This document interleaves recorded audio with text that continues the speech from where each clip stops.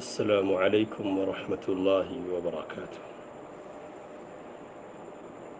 الحمد لله كفى وسلام على عباده الذين اصطفى أما بعد.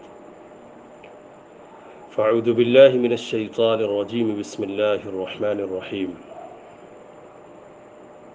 قد أفلح من تزكى وذكر اسم ربه فصلى بل تؤثرون الحياة الدنيا والآخرة خير وأبقى. اللہ تعالیٰ کے خاص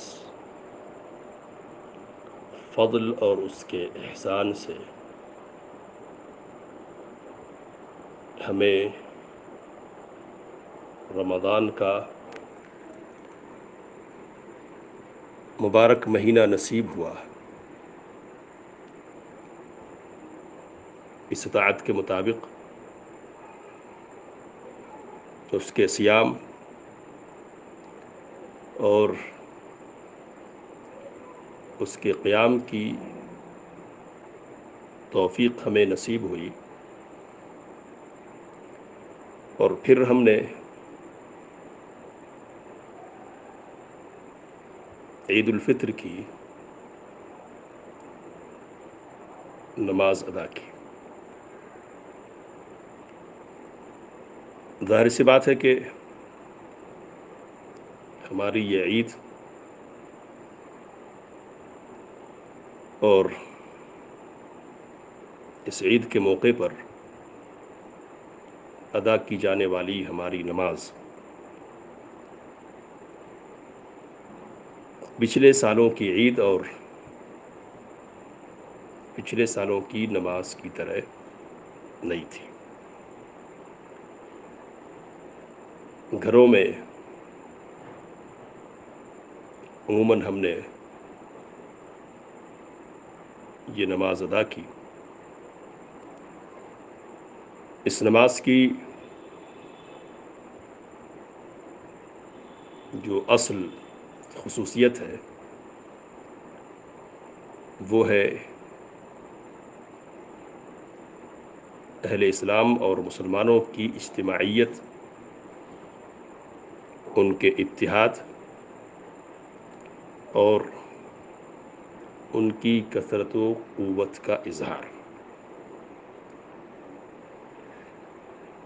اسی مقصد کی خاطر اس نماز کو آبادی سے نکل کر میدانوں میں، عیدگاہوں میں ادا کرنے کا حکم دیا گیا ہے، اور اس سلسلے میں اہتمام اس حد تک کیا گیا کہ نبی اکرم صلی اللہ علیہ وسلم نے خواتین کو بھی عیدگاہ میں حاضری کا حکم فرمایا.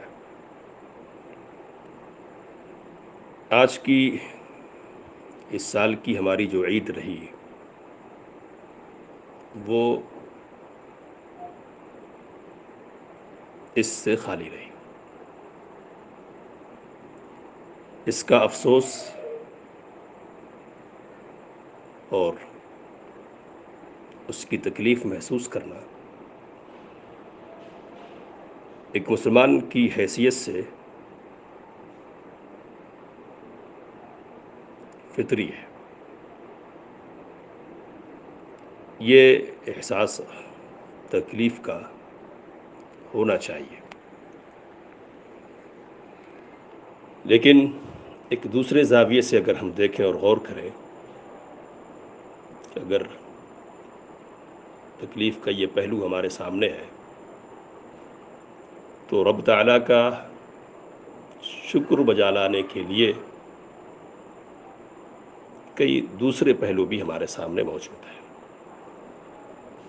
ہم باحیات ہیں، باصحت ہیں، ہمیں گھر میسر ہے، ہم اللہ تعالیٰ کی عطا کردہ روزی سے فائدہ اٹھا رہے ہیں، یہ وہ ساری چیزیں ہیں کہ جن پر ہم اللہ کا جس قدر شکر بجا لائے کم ہے۔ ہماری عید گزشتہ سالوں کی عید کی طرح نہیں تھی،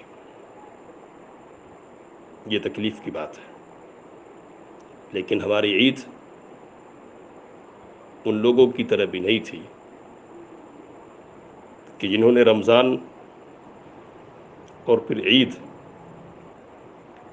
اپنے مکانات کے کھنڈروں پر ادا کی ہے۔ ہماری عید ان لوگوں کی طرح نہیں تھی کہ جنہوں نے اپنوں کو کھو دیا، جنہیں مبارکبادی دینے کے لیے رشتہ دار میسر نہیں ہے، جنہیں نماز ادا کرنے کے لیے اپنا گھر بھی میسر نہیں ہے۔ ایسے کتنے لوگ ہوں گے، کتنے لوگ ہیں اپنے ملک میں، دوسرے ممالک میں۔ اگر ان باتوں کو ذہن میں رکھیں تو ہمارا سر اللہ تعالیٰ کے حضور سجدہ شکر سے جھک جانا چاہیے۔ یہ جو آفت ہے ہمارے سامنے، یہ قدرتی ہے کہ جیسا کہ لوگ کہہ رہے ہیں مصنوعی ہے،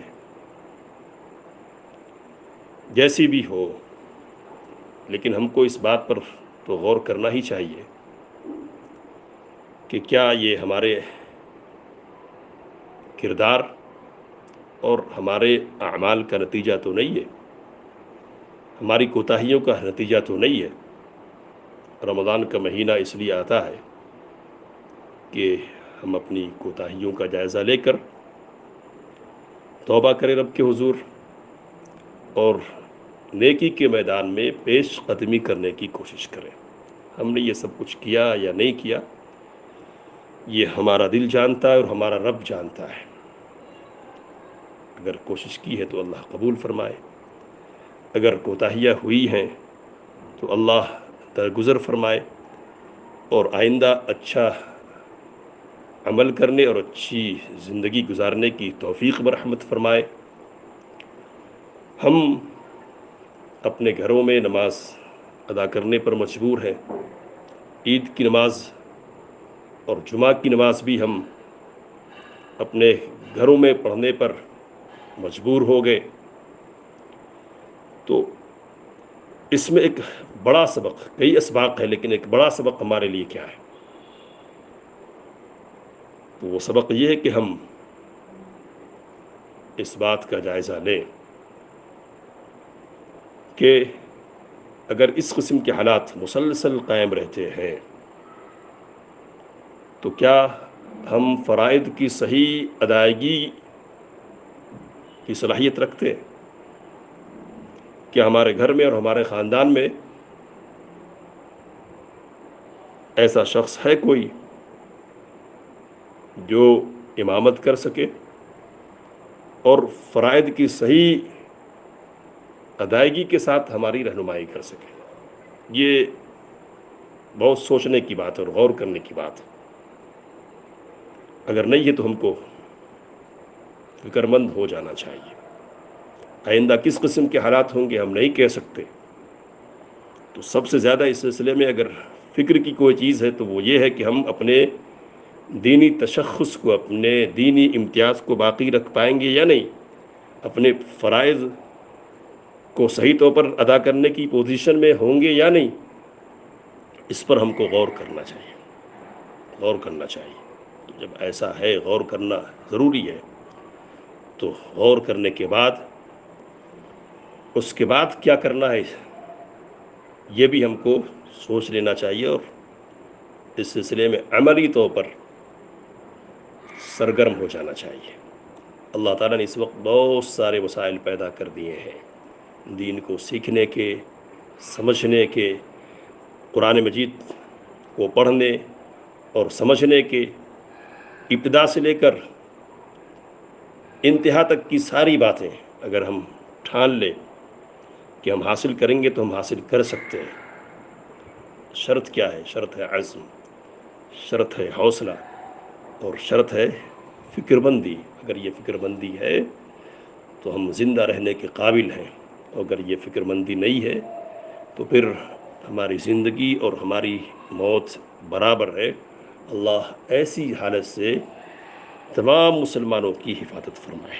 اللہ ہمیں اس بات کی توفیق دے کہ ہم اپنے دین کے سلسلے میں فکر مند ہو جائیں، اس کو حاصل کرنے کے سلسلے میں فکر مند ہو جائیں، اس کو سمجھنے کے سلسلے میں فکر مند ہو جائیں، اپنی اولاد کی صحیح تربیت کے سلسلے میں فکر مند ہو جائیں۔ لاک ڈاؤن سے بہت سارے اسباق ہم حاصل کر سکتے ہیں، لیکن یہ ایک بڑا سبق ہے کہ ہم اپنا جائزہ لیں کہ ہم اس پوزیشن میں ہیں یا نہیں کہ ہم گھر کی امامت کر سکیں، گھر کی رہنمائی کر سکے دینی بنیادوں پر، فرائض کی ادائیگی کے سلسلے میں ہم ان کے لیے امام ثابت ہو۔ اگر ایسا ہے تو بہت خوشی کی بات ہے، اگر نہیں ہے تو پھر بہت سوچنے کی بات ہے، بہت غور کرنے کی بات ہے۔ آئندہ کس قسم کے حالات ہم نہیں کہہ سکتے، اس لیے ہم کو اس سلسلے میں فکر مند ہونا چاہیے اور اس سلسلے کی تیاری کرنی چاہیے۔ اللہ تعالی ہمیں دین کی سمجھ دے، دین پر عمل کی توفیق دے، اور علم کے حصول کا جذبہ عطا فرمائے۔ آمین۔ آخر دعوانا ان الحمد للہ رب العالمین۔ السلام علیکم ورحمۃ اللہ وبرکاتہ۔